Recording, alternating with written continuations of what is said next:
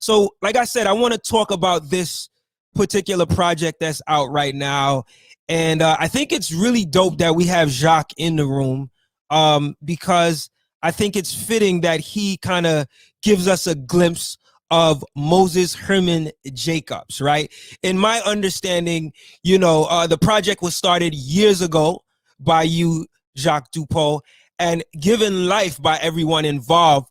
Can you start by telling us about Dupoux, the design studio, and the way that this project came together and your initial vision for it? Yeah, sure. So like, I'm a designer by trade. And so I had a small, tiny design studio called Dupoux, right? Dupo. And, one of the goals of the design studio was like, one, I'm a Black designer. There's like maybe 2% of us in that field. And so this is going to be like one of the very few Black studios, Black-owned studios. So I was really happy about that.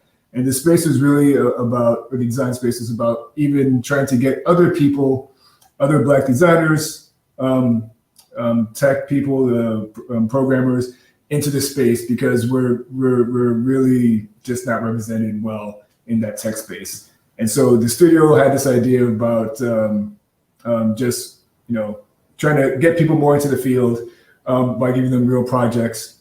Like very real projects, not just fake shit, but real projects that they can work on and then they can use to either boost their careers or get just jobs in the profession later on.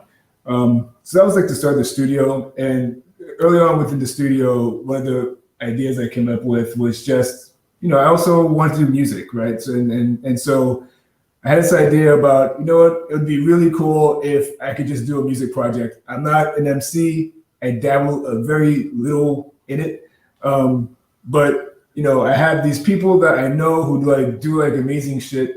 And I want to get them. It would be cool if I could somehow get them in a room together and work on this project.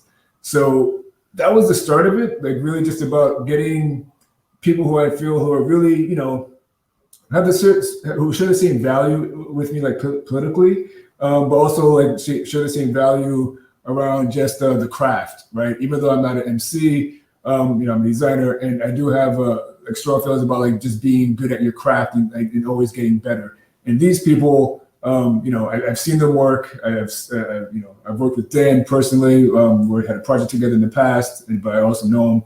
And Tuma, I've seen his work. The dude's like a Renaissance man.